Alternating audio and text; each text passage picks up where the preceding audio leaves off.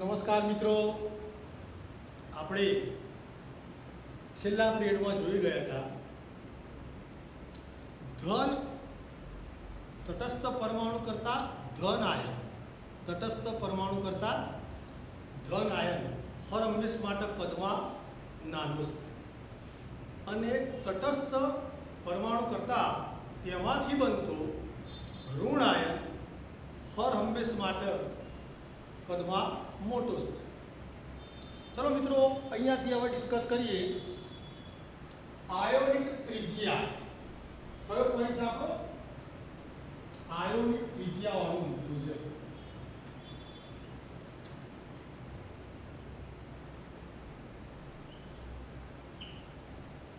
તો આયોનિક ત્રિજ્યા વાળો મુદ્દો સમૂહમાં અને આડા આવર્તમાં જોઈએ. મિત્રો તમે ધ્યાનથી જુઓ કે સમૂહમાં ઉપરથી નીચે તરફ જતા રહીએ તેમ તેમ કદ વધતું જતું હતું. ચલો સમૂહ એકની વાત કરીએ તો એની બાહ્યતમ કક્ષામાં એક ઇલેક્ટ્રોન હોય, બરાબર. સમૂહ એકની બાહ્યતમ કક્ષામાં એક ઇલેક્ટ્રોન હોય તો એની વૃત્તિ કેવી? એક ઇલેક્ટ્રોનનું દાન કરવાનું અને ધન આયન બનાવવાનું. તો બધામાંથી એક કક્ષા જતી રહે તો પણ સમૂહમાં ઉપર તરફથી નીચે તરફ જતા રહીએ તેમ તેમ બનતા આયનોની આયોનિક ત્રિજ્યામાં વધારો થશે. Clear point? તો લખી શકીએ સમૂહમાં ઉપરથી નીચે તરફ જતા જઈએ તેમ તેમ પરમાણુ કદ વધે છે અને તેમાંથી બનતા આયનોની આયોનિક ત્રિજ્યામાં પણ વધારો થાય છે.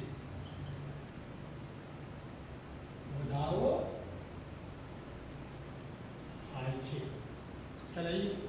આયોનિક ત્રિજ્યામાં પણ વધારો થશે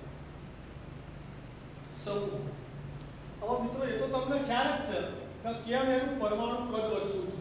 એ તો તમને ખ્યાલ જ છે, એટલે દર વખત એ દર્શાવવાનું જરૂરી નથી કે ભાઈ સમૂહમાં ઉપર તરફથી નીચે તરફ જતા જઈએ તેમ તેમ પરમાણુ ક્રમાંક વધે છે. પરમાણુ ક્રમાંકના વધારા સાથે બાહ્ય કક્ષા વધે છે અને દાખલ થતો ઇલેક્ટ્રોન બાહ્ય કક્ષામાં દાખલ થાય છે. આથી કેન્દ્ર અને કક્ષા વચ્ચેનું અંતર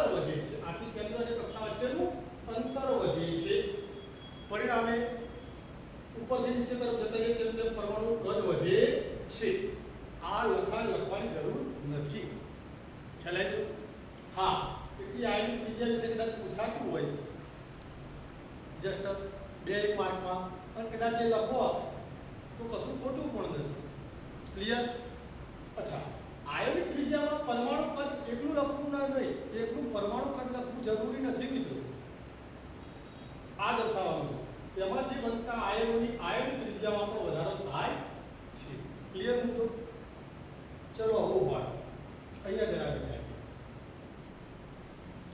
સમૂહની તો વાતો ક્લિયર થઈ ગઈ. હવે ડિસ્કસ કરીએ આડા આવર્તમાં શું થાય છે. તો મિત્રો પહેલો અને બીજો સમૂહ અહીંયા આવશે 13મો સમૂહ. આવર્ત કોષ્ટક થોડું યાદ કરો તો પહેલા બે સમૂહ આવતા હતા એસ વિભાગના, પહેલો અને બીજો સમૂહ. પછી 3 થી 12 આવતા હતા ડી વિભાગના. પછી 13, 14, 15, 16, 17, 18મો આવતો હતો. પણ 18મો તો અહીંયા ગાડી કોઈ નામનો જ છે ખાલી, કારણ કે બધા નિષ્ક્રિય વાયુ છે, ઉમદા વાયુ છે, નોબલ ગેસીસ છે. ક્લિયર મુદ્દો? તો સમૂહ પહેલાની બાહ્યતમ કક્ષામાં 1 ઇલેક્ટ્રોન હોય, સમૂહ બીજો હોય તો એની બાહ્યતમ કક્ષામાં 2 ઇલેક્ટ્રોન હોય. ઉભા રહો, હું ટેમ્પરરી દૂર એટલે આપણને થોડી સારી ખબર પડશે. આવું કંઈ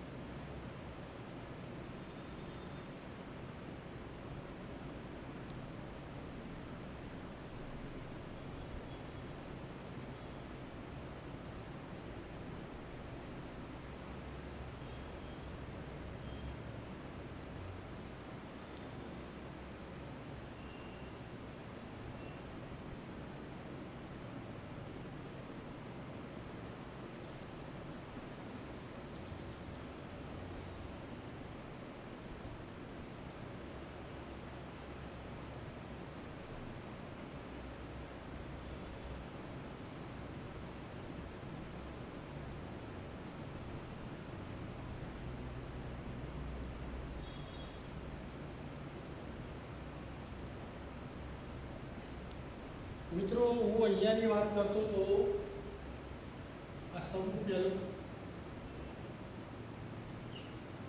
સમૂહ બીજો, આ સમૂહ આવશે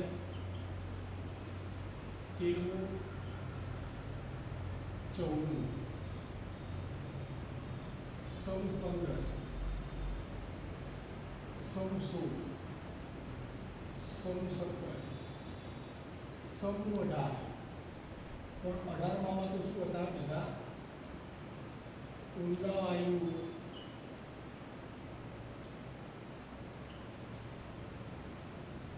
કોઈ જ પ્રકારનું આયન બનાવશે નહીં, ના ધન આયન બનાવ કે ના ઋણ આયન બનાવશે જ નહીં, કારણ કે એમ તો અષ્ટક રચના પૂર્ણ છે. ઊંડા વાયુ અષ્ટક રચના પૂર્ણ છે, પરિણામે ધન આયન કે ઋણ આયન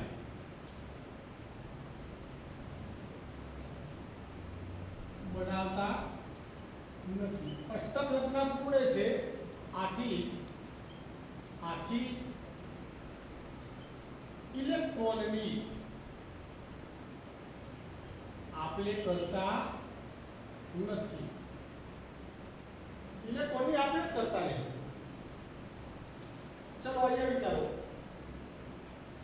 આના કરતા સમૂહ 1 ના સભ્ય કરતા સમૂહ 2 ના કરતા સમૂહ 13 ના સમૂહ ટૂંકમાં આના આવર્તની વાત કરું છું મિત્રો, તો આના આવર્તમાં પરમાણુય કદ ઘટતું જતું દેખાય જ છે. પરમાણુય કદ ઘટતું જતું હતું, પણ બરાબર સમજજો હું જે કહેવા માંગુ છું. 13 સુધી ઇલેક્ટ્રોનનું દાન કરી શકશે. યસ, અહીંયા સુધી સમૂહ પહેલો, બીજો અને સમૂહ 13નો, ત્યાં સુધી ઇલેક્ટ્રોનનું દાન થાય. ત્યાં સુધી ઇલેક્ટ્રોનનું દાન થાય. માટે શું બનાવો? ધન આયન બનાવો. ક્લિયર? 14મો સમૂહ આયન આ રહ્યો. હવે એની બાહ્ય કક્ષામાં 4 ઇલેક્ટ્રોન હોય. 4 ઇલેક્ટ્રોન આલવાય શક્ય નથી કે 4 ઇલેક્ટ્રોન લેવાય શક્ય નહીં, માટે એનું આપણે આખા સમૂહને એમ કહી દઈએ તો માટે એનું m+4 કે m-4 આયન ના બનાવો. આયન ના બને. કયો? m+4 તો m-4 આયન ના બને. શેમાં ભાઈ? સમૂહ 14 ની વાત છે. આ વાત કઈ આવી? સમૂહ 14 ની. હવે સમૂહ 15 વિચાર, તો સમૂહ 15 ની બાહ્યતમ કક્ષામાં 5 ઇલેક્ટ્રોન એટલે 3 ઇલેક્ટ્રોન મેળવવાની વૃત્તિ ધરાવશે. અને આ સમૂહ 15, સમૂહ 16, સમૂહ 17 આ બધા શું કરશે? ઇલેક્ટ્રોન મેળવવાની વૃત્તિ ધરાવશે. હવે ઇલેક્ટ્રોન મેળવો તો શું બનાવો? આથી ઋણ આયન બનાવે. આથી ઋણ આયન બનાવો, અને ઋણ આયન બનાવો તો મિત્રો કદમાં યસ વધારો થાય. પરમાણુય કદ એ તો ઘટતું જ જતું હતું. આડા આવર્તમાં પરમાણુય કદ ઘટતું જતું. બરાબર, શાંતિ સાંભળો. આડા આવર્તમાં ડાબી તરફથી જમણી તરફ ઉભારો લખીએ. એક વાત આ સમૂહમાં આયોનિક ત્રિજ્યા નો મુદ્દો સમૂહમાં આયોનિક ત્રિજ્યાનો મુદ્દો આ આડા આવર્તમાં લઈએ. હવે આડા આવર્તમાં ડાબી બાજુથી જમણી બાજુ તરફ જતા જઈએ તેમ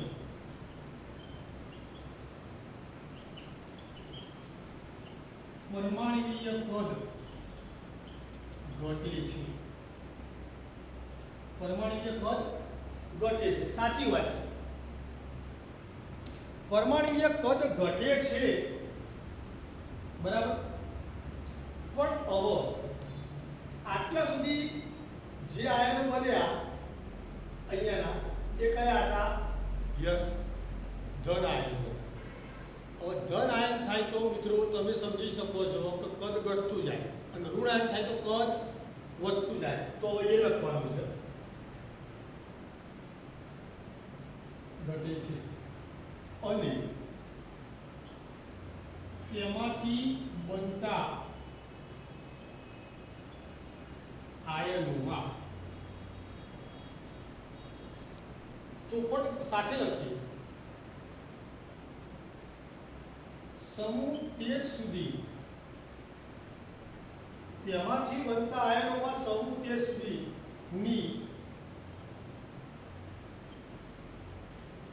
આયોનિક ત્રિજ્યા, સમૂહ 13 સુધીની આયોનિક ત્રિજ્યામાં ધન આયન બનવાને કારણે, ધન આયન બનવાને કારણે, ધન આયન બનવાને કારણે ઘટાડો થાય છે. અને 15 થી 17 સમૂહ સુધીના ઋણ આયનોમાં આયોનિક ત્રિજ્યામાં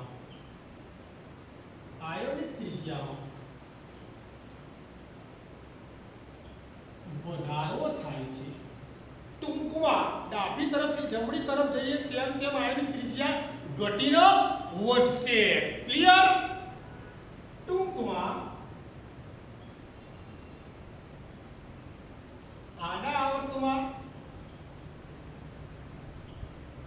ડાબાથી જબા તરફ જતા આયોનિક ત્રિજ્યા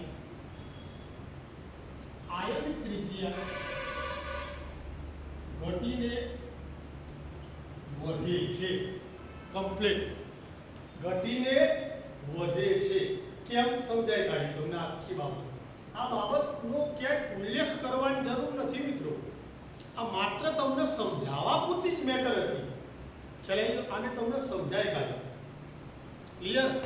તો આ ડિસ્કસ કરી લીધી આયોનિક ત્રિજ્યાની સમૂહમાં ઉપર તરફથી નીચે તરફ જતા જે મેન શબ્દો નીચે અંડરલાઈન, ઉપરથી નીચે તરફ જતા જે તેમ તેમ આયોનિક ત્રિજ્યામાં વધારો થાય છે. આ મેન શબ્દથી આડા આવર્તમાં ડાબીથી જમણી તરફ જતા જે તેમ તેમ આયોનિક ત્રિજ્યા ઘટીને વધે છે. ઘટી કેમ ભાઈ? તો કે ધન આયન બનતો હતો. આમ જોવા જઈએ તો આડા આવર્તમાં પરમાણુ કદ તો ડાબી તરફથી જમણી તરફ જાય એમ એમ ઘટે જ, પણ એમાં આગળના તત્વો હતા જે ધન આયન આપતા હતા, પાછળના જે તત્વો હતા 15, 16, 17 ના એ ઋણ આયન બનાવતા હતા, માટે ઘટીને વધે છે. ક્લિયર? તો હવે આપણો મુદ્દો પતી ગયો આયોનિક ત્રિજ્યાનો. કમ્પ્લીટ મિત્રો. ચલો સ્ક્રીનશોટ લઈ લો અને બિલકુલ આ જ રીતે બાજુમાં મટીરીયલમાં આ લખવાની જરૂર નથી, પણ આ સમજણ ખાતર તમે ક્યાંક બાજુમાં એક અલગ મુદ્દો રાખીને આટલી સમજૂતી, જેથી કરી તમે સમજી શકો ભવિષ્યમાં પણ. આ સીધું ગોખવાનું ના થાય મિત્રો. અને કેમેસ્ટ્રી વિષયમાં ગોખણ પડતી તો કોઈ જગ્યાએ આવતી જ નથી. આવશે 2%માં, આખા સિલેબસના 2%માં જ ગોખણ શક્તિ આવશે. બાકી 98-95% તો માત્ર સમજવાનું જ છે. સમજીને આનંદ કરો, બસ. યાદ રાખો. ક્લિયર? લઈ લો સ્ક્રીનશોટ.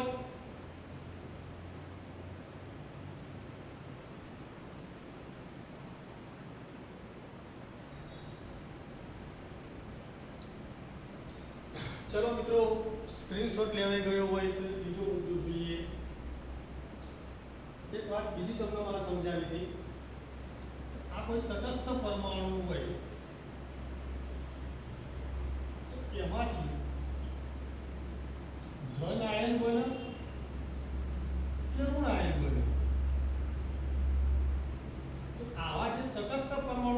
કહીશું બીજું નામ જનક પરમાણુ. શું કહીશું? જનક પરમાણુ. મિત્રો આયનિક ત્રિજ્યાનો આ આખો મુદ્દો સમજવાનો હતો. કમ્પ્લીટ મેં તમને સમજાય કાઢ્યું. પાઠ્યપુસ્તકમાં પણ આપેલો નથી પણ જરૂરી છે.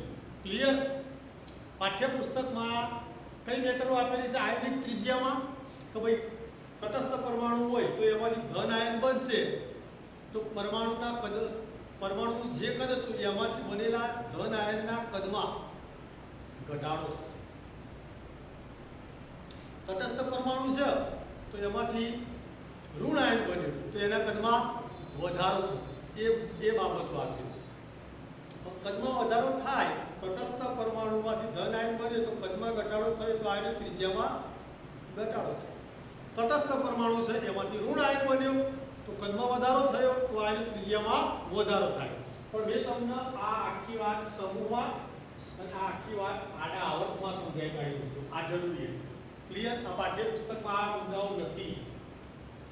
ઓકે, ચલો જવા દઈએ હવે. તો આ જરા એક નામ યાદ રાખજો, જનક પરમાણુ. ચલો હવે ડિસ્કસ કરીએ મિત્રો આયનીકરણ ઊર્જા અથવા આયનીકરણ એન્થાલ્પી. એન્થાલ્પી એટલે ઊર્જા.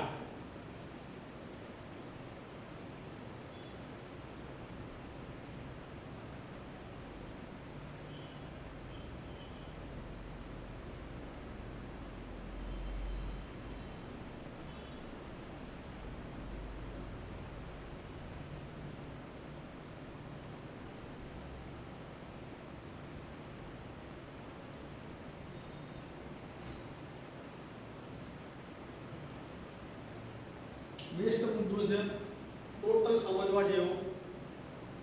ચિત્ર બાજુમાં રાખવાનું છે. નવો મુદ્દો આયા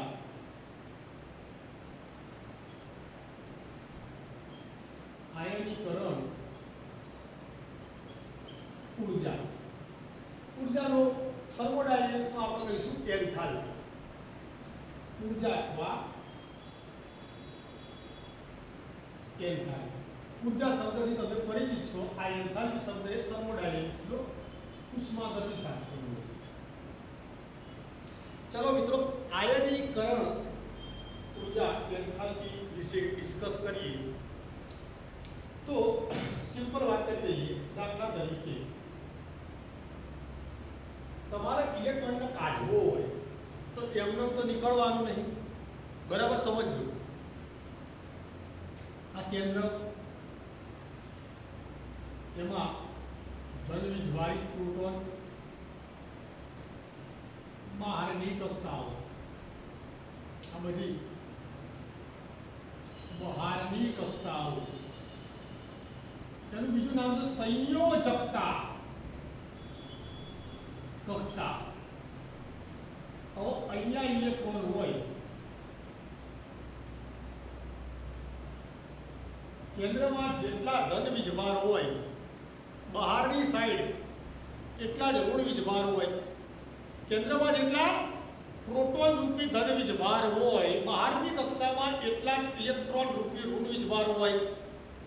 એટલે એનો મતલબ એમ કે જેટલા પ્રોટોન એટલા ઇલેક્ટ્રોન. સરળતાથી આને કાઢી શકાય નહીં. પણ ઉભા રહો, ઊર્જા આપી દઈએ તો ઇલેક્ટ્રોન દૂર થાય. ઇલેક્ટ્રોન દૂર થાય તો ધન આયન બનશે.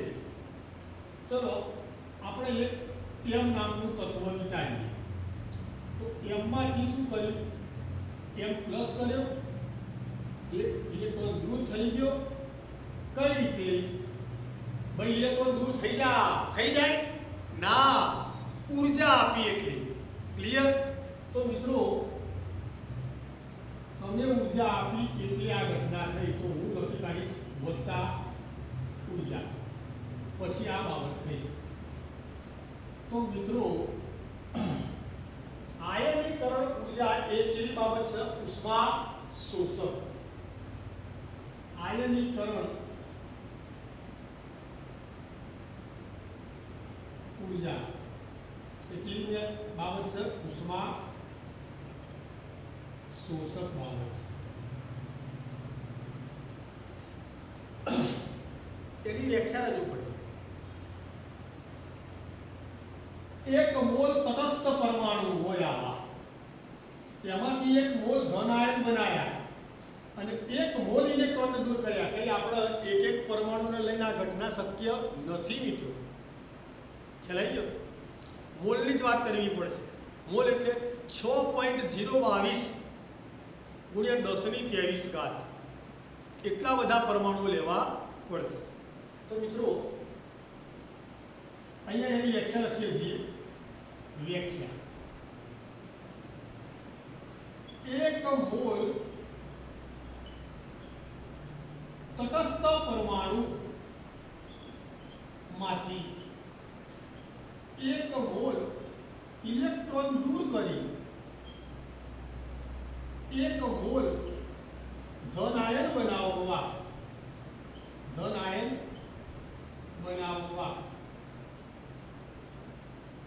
આપવી પડતી જરૂરી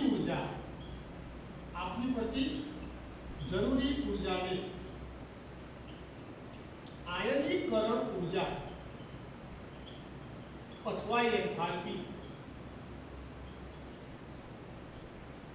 કહે છે.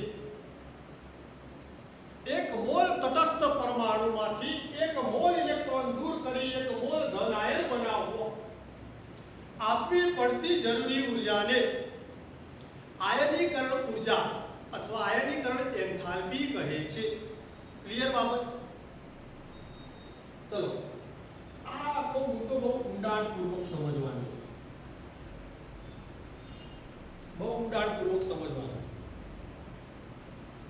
અહીંયા હું એવું લઉં, સૌથી પહેલા એવું વિચાર્યું મિત્રો, થોડુંક ડિટેલમાં જઉં છું, થોડુંક ઊંડાણપૂર્વક ડિટેલમાં અભ્યાસ કરાવું છું.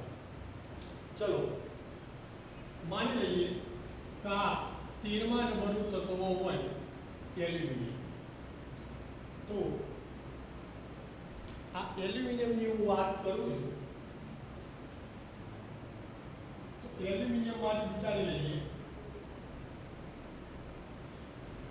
યસ, આ પહેલી કક્ષા એટલે 2, 8 અને 3. તો આ 3 ઇલેક્ટ્રોન દર્શાવી દીધા મેં. S ના 2 ઇલેક્ટ્રોનો અને P નો 1 ઇલેક્ટ્રોન.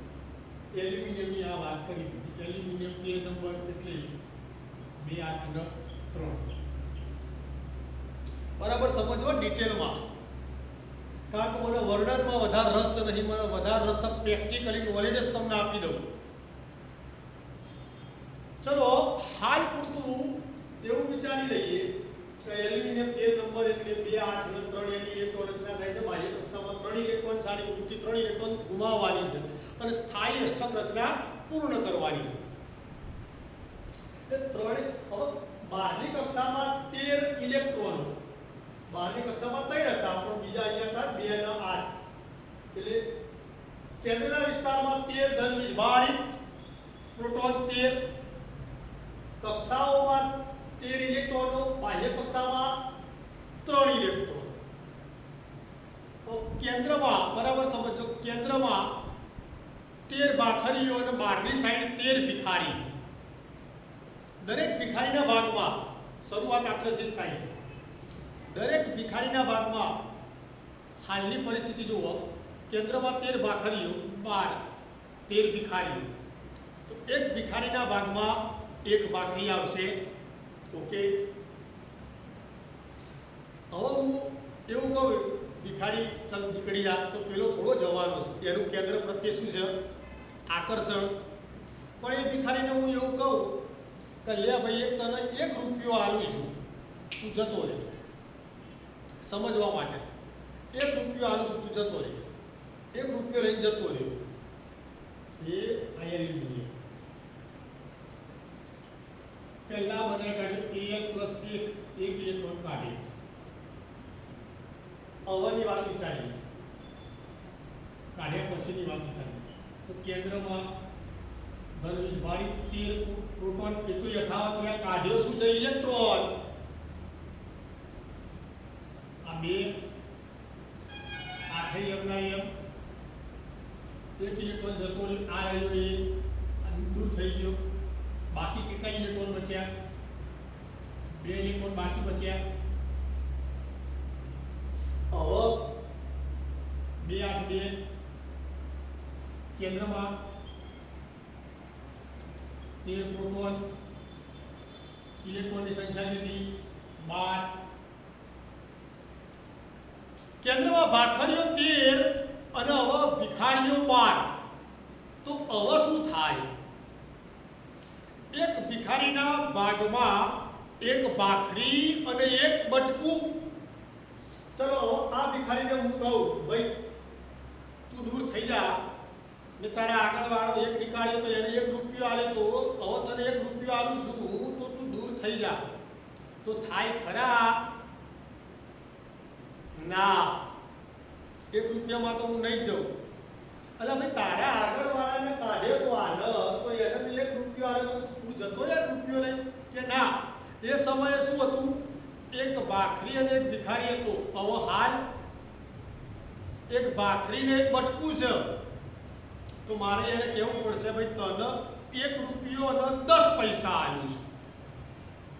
10 પૈસા આવતા હતા પહેલા, તને હું 1 રૂપિયો ને 10 પૈસા આલું છું. હવે જા, તો એ હવે જશે.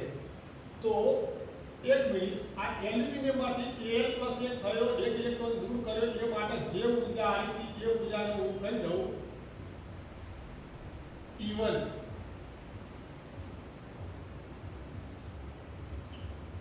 આ સ્થિતિની વાત સાઈ લઈએ, આ સ્થિતિની વાત સાઈ લઈએ. તો હવે Al + 1 હતો, એમાંથી E2 ઊર્જા આવી અને બનાવી કાઢ્યો Al + 2 અને 1 ઇલેક્ટ્રોન દૂર કર્યો. આ સ્થિતિની વાત છે. હવે મેં દૂર કરી દીધો, તો હવે આ ઇલેક્ટ્રોન પણ જાય. તો મિત્રો હવે શું થયું? કેન્દ્રમાં 13 પ્રોટોન એમના એમ, પહેલી કક્ષા, બીજી કક્ષા, ત્રીજી કક્ષા, એક જ ઇલેક્ટ્રોન રહ્યો. કેન્દ્રમાં શું છે? 13 પ્રોટોન અને બહારની સાઈડ 11 ઇલેક્ટ્રોન. 11 ઇલેક્ટ્રોન છે. ઇલેક્ટ્રોન કેટલા? 11 ઇલેક્ટ્રોન. મિત્રો હવે આને મારે બહાર કાઢવો હોય, કેન્દ્રમાં 13 ભાખરીઓ અને બહારની બાજુએ 11 ભિખારીઓ.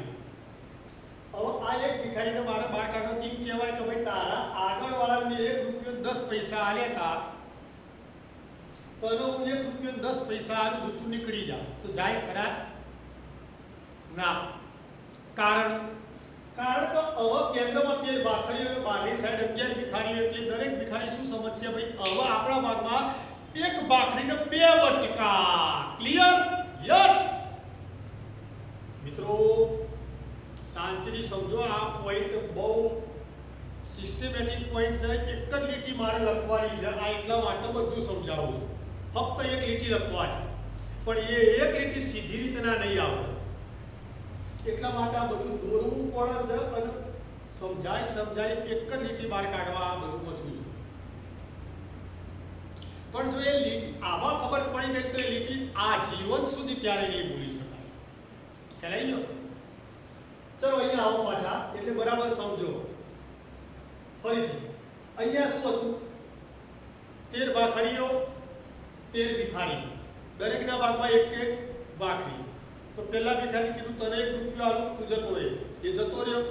હવે કેન્દ્રમાં 13 ભાખરી, ભિખારીઓ 12, દરેકના ભાગમાં એક ભાખરી અને એક બટકું. કારણ કે એક તો ભાખરી વધી ને, 13 ભાખરીઓ અને 12 જ ભિખારી.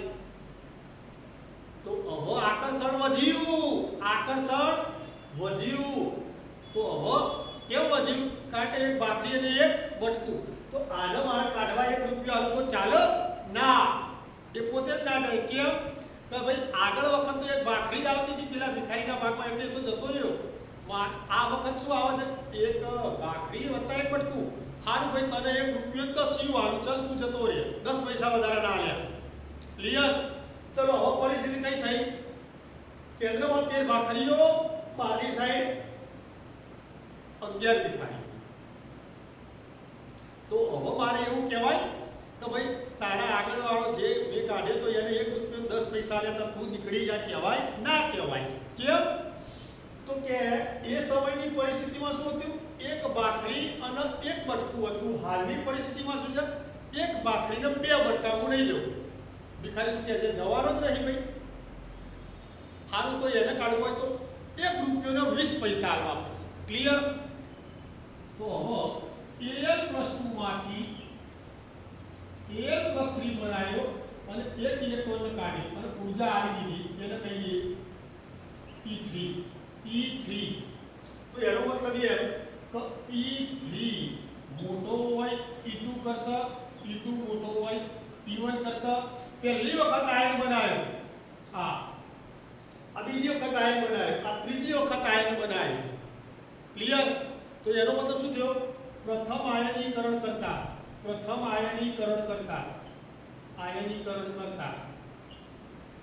દ્વિતીય આયનીકરણ, પ્રથમ આયનીકરણ ઉર્જા કરતા દ્વિતીય આયનીકરણ ઉર્જાનું મૂલ્ય વધુ હોય છે. આ એક જ લીટી લખવા માટે આ બધું સમજાય છે. પ્રથમ આયનીકરણ ઉર્જા કરતા દ્વિતીય આયનીકરણ ઉર્જાનું મૂલ્ય વધુ હોય છે અને દ્વિતીય આયનીકરણ ઉર્જા કરતા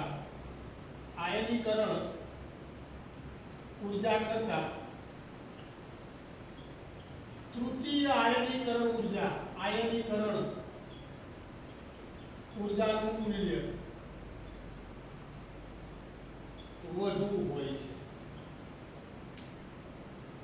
ક્લિયર?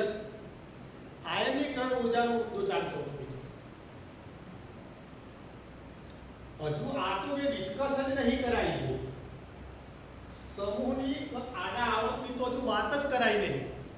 એ તો જોઈએ જ છીએ, પણ એક આ પહેલા મહત્વની વાત હતી એ જરા જોઈ લીધી આપણે અહીંયાથી. તો પ્રથમ આયનીકરણ ઉર્જા કરતા દ્વિતીય આયનીકરણ ઉર્જાનું મૂલ્ય વધુ હોય અને દ્વિતીય આયનીકરણ ઉર્જા કરતા તૃતીય આયનીકરણ ઉર્જાનું મૂલ્ય વધારે હોય.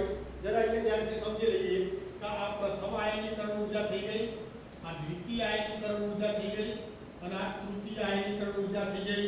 તો આ તૃતીય આયનીકરણ ઉર્જાનું મૂલ્ય વધારે છે E3, E2 કરતા E2 વધારે છે E1 કરતા. આ યાદ રાખો. ક્લિયર? તો સૌથી પહેલા એક આનો સ્ક્રીનશોટ લઈ લો. વત્તા આયનીકરણ એન્થાલ્પી, એક તો ઉષ્મા શોષક પ્રક્રિયા હોય અને એની વ્યાખ્યા. સ્ક્રીનશોટ લઈ લો પહેલા તો આનો.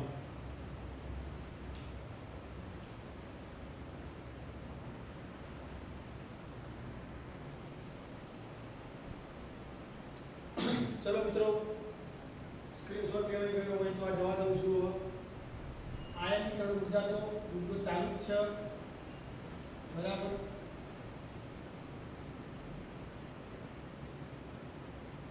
અહીંયા જે મેં તમને ઉદાહરણ સાથે પ્રેક્ટિકલ કરીને આખી આ બાબત સમજાવી કાઢી. ચોપડીમાં બધું લખાણ સ્વરૂપે આપેલું છે. લખાણ સ્વરૂપે ગોખી થાકી જવું એના કરતાં બેટર છે અહીંયા ઉદાહરણથી યાદ રાખવું સારું. પછી વર્ણન તો જાતે જ કરી શકાય. વર્ણન કરી દઉં, વર્ણન કરું જરા ધીરે ધીરે. પ્રથમ આયનીકરણ ઉર્જાનું મૂલ્ય દ્વિતીય આયનીકરણ ઉર્જાના મૂલ્ય કરતાં ઓછું હોય છે, એટલે ઓછું E1 થઈ જાય. બરાબર? અને દ્વિતીય આયનીકરણ ઉર્જાનું મૂલ્ય એ તૃતીય આયનીકરણ ઉર્જાના મૂલ્ય કરતાં ઓછું થઈ ગયું, એટલે આનું ઓછું. આના કરતાં E3 કરતાં E2 નું ઓછું અને E2 કરતાં E1 નું ઓછું. કારણ કે પ્રથમ આયનીકરણ ઉર્જા દરમિયાન એક ઇલેક્ટ્રોન દૂર થાય છે, જ્યારે કેન્દ્રમાં ધન વીજભારની સંખ્યા યથાવત રહે છે. પરિણામે ઇલેક્ટ્રોનનું કેન્દ્ર પ્રત્યેનું આકર્ષણ વધી જાય છે. આથી દ્વિતીય વખત આયનીકરણ કરતા તે ઇલેક્ટ્રોનને પ્રથમ વખત આયનીકરણ કરેલું હોય તે સમયની ઉર્જા કરતાં વધુ ઉર્જા આપવી પડે છે. ક્લિયર મુદ્દો? ધીરે ધીરે શાંતિથી, બહુ ઉતાર ના કરો, પણ આના પરથી લખાણ તમારું આ જ સિસ્ટમથી લખવાનું. હવે તૃતીય વખત આયનીકરણ દ્વિતીય વખત થઈ ગયું, તો દ્વિતીય વખત પણ દ્વિતીય વખત અથવા તો દ્વિતીય આયનીકરણ બાદ કેન્દ્રનો ધન વીજભાર યથાવત રહે છે, જ્યારે બહારની સાઈડ ઇલેક્ટ્રોનની સંખ્યા ઘટે છે. પરિણામે આકર્ષણ યશ વધતું જાય છે, એટલે કે ઇલેક્ટ્રોનનું કેન્દ્રના પ્રોટોન પ્રત્યેનું આકર્ષણ વધે છે. આથી આવી પરિસ્થિતિમાં ત્રીજી વખત આયનીકરણ કરતા પ્રથમ બે વાર, એટલે પ્રથમ કરતા દ્વિતીય અને દ્વિતીય કરતા પણ વધુ ઉર્જા આપવી પડે છે. મુદ્દો ક્લિયર થઈ ગયો? આપણે આપણી ભાષામાં પણ આને સરળતાથી લખવા સક્ષમ છે. ક્લિયર? અને ટૂંકમાં મુદ્દો આપી દો. પરીક્ષામાં પૂછાય તો આવા બધા ચિત્રો દોરવાની જરૂર નથી. આ બધા ચિત્રો મારે તમને સમજાવવા દોરવાના હતા. તમારી પરીક્ષામાં કોઈને સમજાવવાનું નથી. પરીક્ષામાં એટલા વર્ણનની જ જરૂરિયાત છે મિત્રો. ક્લિયર?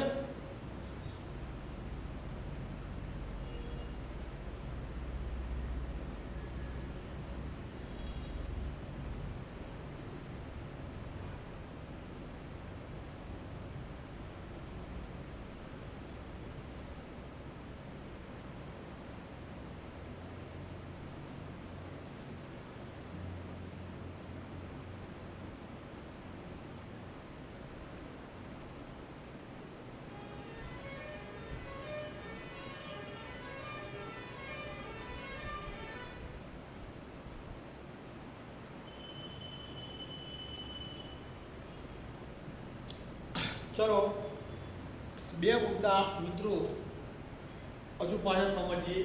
આયનીકરણ ઉર્જાનો ટોપિક ખૂબ સારો અને સમજવા જેવો કહી શકાય એવો છે. હવે જરા અહીંયા જોજો ખાસ આ કેન્દ્ર. ચલો આ એક સમૂહ લઈ લો. તો પહેલી વાત મને લખાણમાં લખવા દો. આયનીકરણ ઉર્જા એ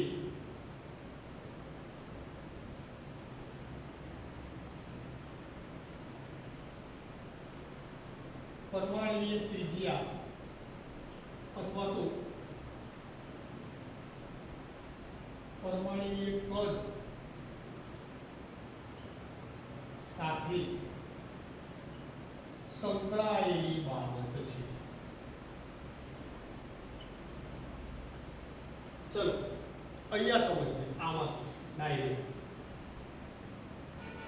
બરાબર ઉભા જે બે બાબતો પર આધારિત છે. એક ઇલેક્ટ્રોનનું કેન્દ્ર પ્રત્યેનું આકર્ષણ, કેન્દ્ર પ્રત્યેનું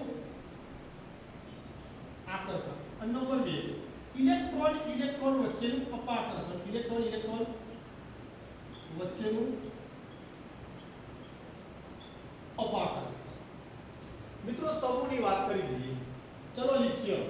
તો લિથિયમ તો 3 નંબર, અને એમને નીચે ઉતરીએ તો પોટેશિયમ 19 નંબર. આખા સમૂહનું અનુલક્ષીને મેં બે ચિત્રો અહીંયા રજૂ કર્યા.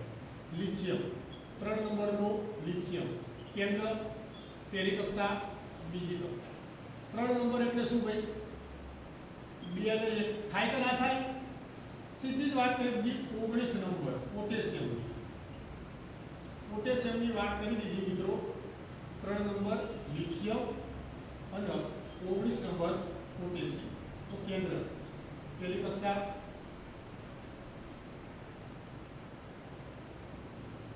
પહેલી કક્ષા, બીજી કક્ષા, ત્રીજી કક્ષા, ચોથી કક્ષા. તો મિત્રો પહેલી કક્ષામાં 2 8 2 8 8 અને 1. અહીંયા શું આવશે? 2 અને 1. આની જે રચના કઈ થઈ?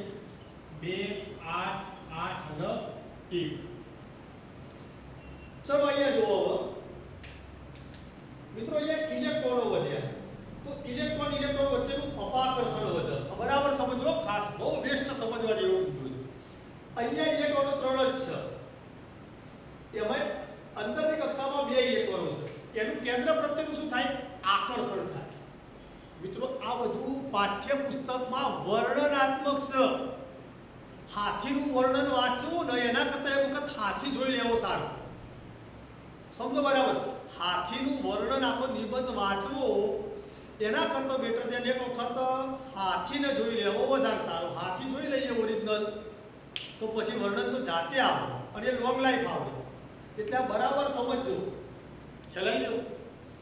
અહીંયા આ કેન્દ્રના 2 ઇલેક્ટ્રોનનું કેન્દ્ર પ્રત્યેનું આકર્ષણ વધારે.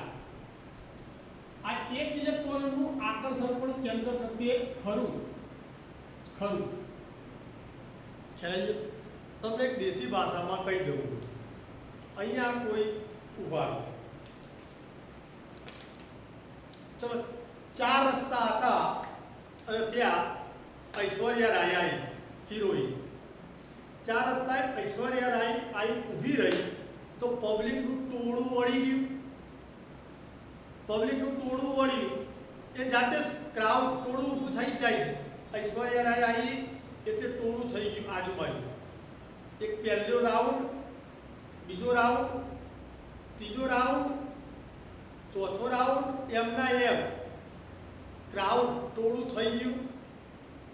હવે જે પહેલા રાઉન્ડમાં ઊભા હોય ને એ પાછળવાળાને શું કરે?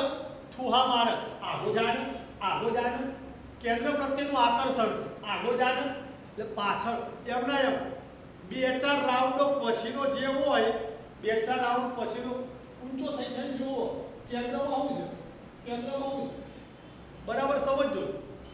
પહેલા રાઉન્ડમાં હોય એનું તો સીધું જ આકર્ષણ છે. ચોથા રાઉન્ડમાં હોય એનું આકર્ષણ એટલું બધું થાય નહીં. સમજાય છે? પેલો પહેલા રાઉન્ડમાં હતો ને એ પાછળવાળાઓ શું કરશે? ઠુહા મારશે. આગો જા. બરાબર સમજો. હવે આ જ વાતને અહીંયા એપ્લાય કરીએ મિત્રો. આ જ વાતને અહીંયા એપ્લાય કરી દઈએ. અહીંયા શું થશે? આ ટોળામાં જે યુવાનો ઊભા હશે એકબીજા પ્રત્યે પાછું અપાકર્ષણ હોય. કેન્દ્ર પ્રત્યે યસ, ઇલેક્ટ્રોનનું કેન્દ્ર પ્રત્યે આકર્ષણ, પણ ઇલેક્ટ્રોન વચ્ચે અપાકર્ષણ. ટોળામાં ઊભા રહેલા વ્યક્તિઓનું એકબીજા પ્રત્યે અપાકર્ષણ. આગો જા કે યાર, આગો જાઓ, જોવા દે. થાય કે ના થાય? ક્લિયર મિત્રો? અહીંયા બરાબર સમજો. આ જે 2 ઇલેક્ટ્રોન છે એ પાછળના ઇલેક્ટ્રોનો, જેટલો પહેલી લાઈનમાં ઊભો રહેતો ને પાછળવાળો કે આગો જા કે યાર, આગો જા ને, મને જોવા દે. આગો જવાનું, આગો રે, વેગળો રે, છેટો રે. આ જે 2 ઇલેક્ટ્રોન ખરા એ આ પાછળના ઇલેક્ટ્રોનોનું શું કરશે? શિલ્ડિંગ કરશે.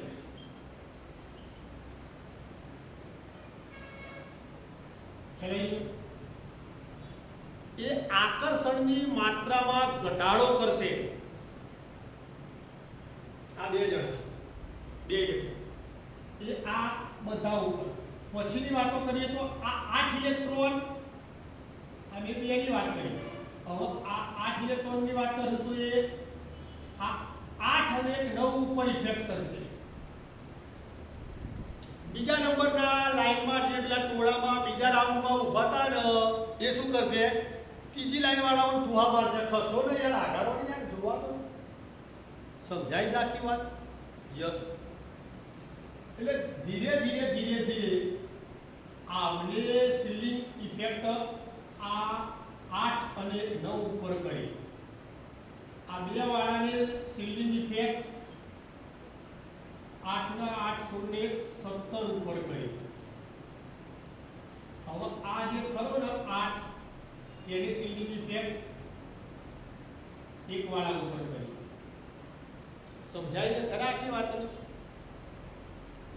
મિત્રો હું એવું કહેવા માંગુ છું, અહીંયાથી બરાબર સમજજો, ગૂંચવાડો ઊભો ના થાય.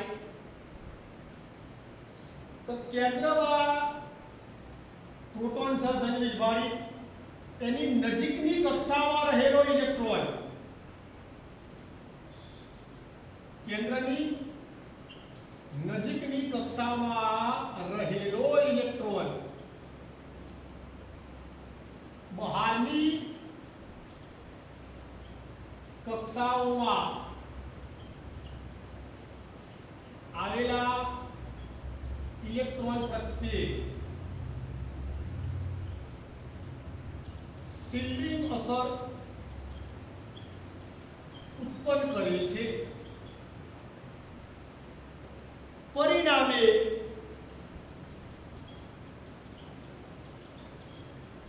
બહારની કક્ષાઓમાં રહેલા ઇલેક્ટ્રોનનું કેન્દ્ર પ્રત્યેનું આકર્ષણ ઘટે છે. ચલાઈ ઘટ્યું. આપણે એવું વિચારીએ કે આ બે જણનું જેટલું આકર્ષણ હોય એટલું આકર્ષણ આઠનું થાય, આઠનું થાય, આઠનું થાય, એકનું થાય. કેન્દ્રમાં ઐશ્વર્યા રાય ઊભી હોય તો પહેલી લાઈનમાં હું ઊભો હોય, પાછળ બીજી લાઈન હોય, ત્રીજી લાઈન હોય, ચોથી લાઈન હોય, તો ચોથી લાઈન વાળો જેટલું જોવો, હું જેટલું જોઉં એટલું ચોથી લાઈન વાળો જોઈ શકવાનો છે ના. સમજણ પડી ગઈ? તો મિત્રો બહારની કક્ષાઓમાં રહેલા ઇલેક્ટ્રોનનું કેન્દ્ર પ્રત્યેનું આકર્ષણ ઘટે છે. ખ્યાલ આવ્યો? હવે વાસ્તવિકતા શું છે આપણે જોઈએ. આવું આપણે જોયું હતું કે ભાઈ ચલો આ બે હોય, આઠ હોય, આઠ હોય ને એક હોય, બધાનું કેન્દ્ર પ્રત્યે આકર્ષણ થાય, સમાન થાય ના થાય. એટલે એનો મતલબ શું થઈ ગયો મિત્રો? તો વાસ્તવિક આકર્ષણ કરતા આજે આપણી ધારણા મુજબનું હતું એના કરતા વાસ્તવિક આકર્ષણમાં ઘટાડો અનુભવાય છે. વાસ્તવિક શિલ્ડિંગ અસરના કારણે, શિલ્ડિંગ અસરના કારણે, શિલ્ડિંગ અસરના કારણે, શિલ્ડિંગ અસરને કારણે વાસ્તવિક આકર્ષણમાં ઘટાડો થાય છે. તો વાસ્તવિક આકર્ષણમાં ઘટાડો થઈ ગયો મિત્રો, તો એ ઇલેક્ટ્રોન ચલો હું પહેલી લાઈનમાં તો અહીંયા ઐશ્વર્યા રાય ઉભેલી હોય, કેન્દ્રમાં પહેલી ટોળાની પહેલી લાઈન, બીજી લાઈન, ત્રીજી લાઈન, ચોથી લાઈન, પાંચમી લાઈન. પાંચમી લાઈન વાળાને તો જાજુ આકર્ષણ નથી, સ્વાભાવિક વાત છે. તો એને દૂર કરવું હોય તો સરળતાથી દૂર કરી શકાય. કેમ? આકર્ષણ ઘટ્યું, આકર્ષણમાં ઘટાડો થાય છે. તો હવે મારું મજબૂત વાક્ય લખી શકાય આ મેટરો ઉપરથી કે ઉભા સમૂહમાં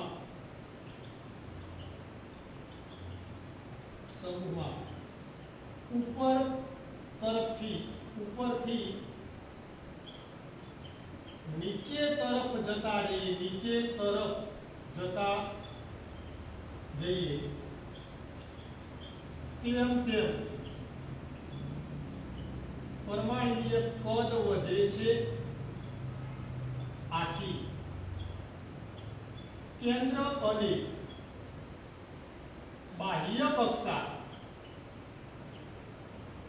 વચ્ચેનું અંતર વધે છે. સાચી વાત છે. આટલું અંતર, આ અંતર વધ્યું, આ અંતર વધ્યું, આ અંતર વધ્યું. હવે આ ઇલેક્ટ્રોન અહીંયા હોય ને આ ઇલેક્ટ્રોન અહીંયા હોય, કોને કાઢીએ તો સરળતાથી નીકળી જાય? અહીંયાનો. કેમ? આકર્ષણ પણ ઘટી ગયું. ક્લિયર? તો મિત્રો આથી કેન્દ્ર અને બાહ્ય કક્ષા વચ્ચેનું અંતર વધે છે. પરિણામે બાહ્ય કક્ષામાં રહેલા ઇલેક્ટ્રોનનું કેન્દ્ર પ્રત્યેનું આકર્ષણ બળ ઘટે છે, આથી ઘટે છે, આથી આયનીકરણ ઊર્જાનું મૂલ્ય, આયનીકરણ ઊર્જાનું મૂલ્ય ઘટે છે. ટૂંકમાં સમૂહમાં ઉપરથી નીચે તરફ જતા જઈએ તેમ તેમ આયનીકરણ ઊર્જા કહો અથવા એન્થાલ્પી કહો અથવા એન્થાલ્પીનું મૂલ્ય ઘટતું જાય છે, મૂલ્ય ઘટતું જાય છે. ક્લિયર વાત થઈ ગઈ મિત્રો? હજુ તો તમે જુઓ, આપણે આ સમૂહની જ વાત કરેલી છે, હજુ આડો આવર્ત બાકી છે. ક્લિયર? તો સૌથી પહેલા આ સમૂહ અંગેનો એક સ્ક્રીનશોટ લઈ લો અને આખી એક બાબત સ્ત્રીલિંગ અસર ઉપર આધારિત સમજાઈ કાઢેલી છે સમૂહની. ક્લિયર? એક સ્ક્રીનશોટ લઈ લો.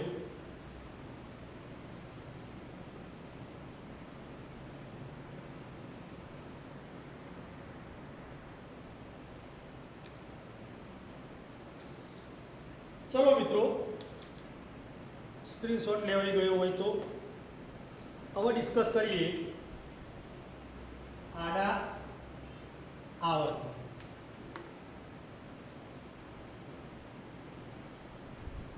આ જવા દઉં છું.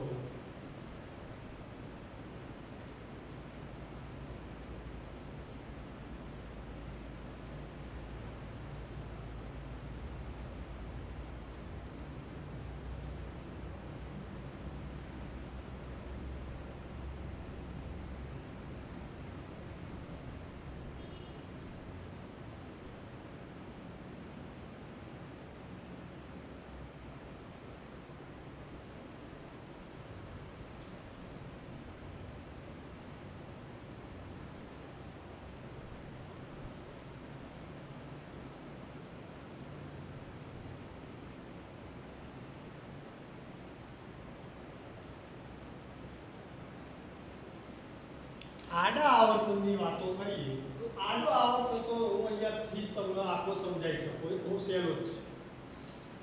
આડા આવર્તમાં શું છે? તેના એ જ કક્ષામાં ઇલેક્ટ્રોનો વધતા જાય છે. એટલે જેટલા ફુહા મારવા વાળા હતા એ પાછળ તો ફુહા કોઈ મારી આપવાના જ નહીં. માની લો કે આ આડા આવર્તમાં શું છે ભાઈ, આમની પરિસ્થિતિ હતી. આ કેન્દ્ર, પહેલી કક્ષા, બીજી કક્ષા, ત્રીજી કક્ષા. આ સોડિયમની વાતો કરી 11 નંબર. તો અહીંયા આ એક ઇલેક્ટ્રોન હતો. હવે એનું કેન્દ્ર પ્રત્યેનું આકર્ષણ, અને હવે એ અહીંયા વાત કરી દીધી કેન્દ્ર, પહેલી કક્ષા, બીજી કક્ષા, ત્રીજી કક્ષા. આ સલ્ફર 16 નંબર, આ 11 નંબર. તો અહીંયા શું થઈ ગયું? બધું યાદી જ હતું. બાહ્ય કક્ષામાં આ 1 2 6 ઇલેક્ટ્રોનો હોય. 1 2 3 4. આ પેલા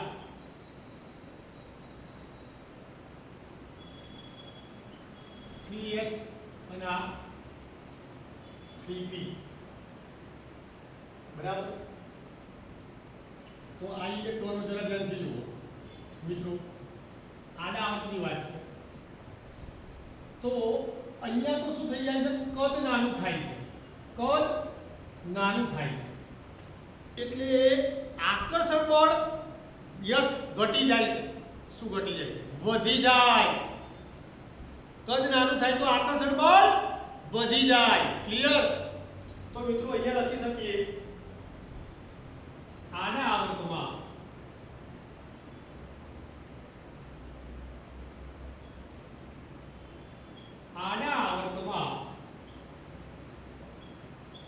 ડાબી બાજુથી જમણી બાજુ તરફ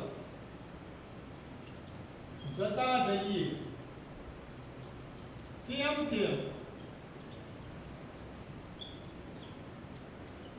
પરમાણુ ક્રમાંકના વધારા સાથે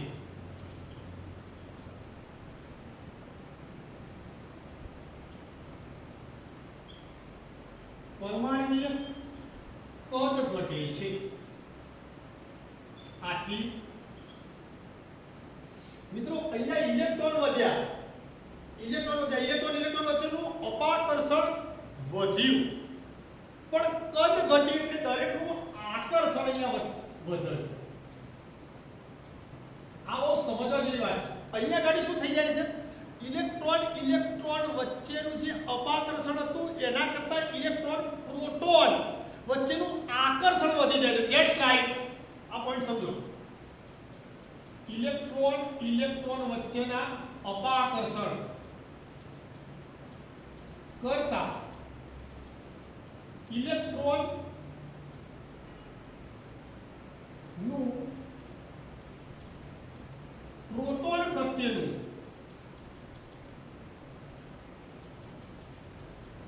આકર્ષણ વધી જાય છે. સમજ્યા? ઇલેક્ટ્રોન વચ્ચેનું આ જે અપાકર્ષણ થાય છે, આ અપાકર્ષણ કરતા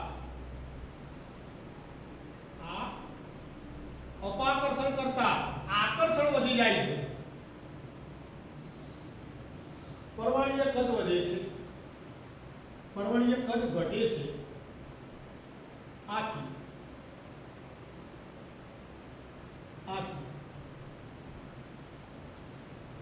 બહારની કક્ષામાં ઇલેક્ટ્રોનની સંખ્યા ક્રમશઃ એટલે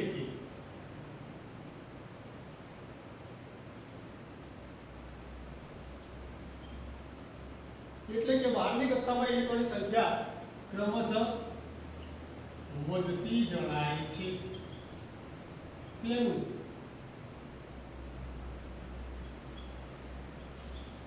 કેન્દ્ર પ્રત્યેનું આકર્ષણ વાસ્તવિક આકર્ષણ કરતા વધી જાય છે. આપણે એવું સમજીએ કે ભાઈ આ ઇલેક્ટ્રોનનું કેન્દ્રમાં 16 દ્રવ્યદ્વારિત પ્રોટોન, બહારની બાજુએ 16 ઇલેક્ટ્રોન. તો આ ઇલેક્ટ્રોનનું કેન્દ્ર પ્રત્યેનું આકર્ષણ આપણી ધારણા કરતા વધી જાય. કેમ? કદ ઘટ્યું એટલે વધી જાય છે. કદ પ્રમાણમાં ઘટ્યું એટલે આકર્ષણ વધી જાય છે. આથી આયનીકરણ એન્થાલ્પી, આયનીકરણ ઊર્જા અથવા એન્થાલ્પી નું મૂલ્ય વધતું જાય છે. ટૂંકમાં આવર્તમાં ડાબી બાજુથી જમણી બાજુ તરફ જતા આયનીકરણ ઊર્જાનું મૂલ્ય વધે છે. ટૂંકમાં યાદ રાખ મિત્રો, સમજાય એવી વાત છે. ચલો, આ આડો આવર્ત હતો તો અહીંયાથી એક ઇલેક્ટ્રોનનો બહાર કાઢવો, કયો સરળતાથી કાઢી શકાય? આ રહ્યો એ. કેમ? કેન્દ્રના કક્ષા વચ્ચેનું અંતર વધાર, આકર્ષણ ઓછું, સરળતાથી બહાર કાઢી શકાય. જ્યારે અહીંયાથી એક ઇલેક્ટ્રોનને સરળતાથી બહાર કાઢી શકાય નહીં. કેમ? કેન્દ્રના કક્ષા વચ્ચેનું અંતર ઓછું, આકર્ષણ વધાર. Clear point? That's right. અને હવે મિત્રો, આ આયનીકરણ ઊર્જાવાળો આખો મુદ્દો પૂરો થઈ ગયો. તમારે આપણી સાદી ભાષામાં જ લખી કાઢવાનું. ક્લિયર? ચોપડીની લેંગ્વેજો વાક્ય રચનાઓમાં જોવા જશો તો જટિલ સમસ્યાઓ ઉત્પન્ન થઈ જશે. કારણ લેંગ્વેજ થોડી ટફ રાખેલી છે, વત્તા સમજૂતી અસ્તવ્યસ્ત છે. પણ આપણી સિસ્ટેમેટિક સમજૂતી હતી, આને અનુલક્ષીને જ તમે મટીરિયલ બનાવી કાઢો. બરાબર છે મિત્રો? આજનું લેક્ચર આટલા સુધી રાખીએ. આજે શું જોઈ ગયા? તો કે આયોનિક ત્રિજ્યા જોઈ ગયા, પછી આયનીકરણ ઊર્જા જોઈ ગયા. ક્લિયર? ઓકે, લઈ લો સ્ક્રીનશોટ. અને લખાણ આ રીતે લખી કાઢજો.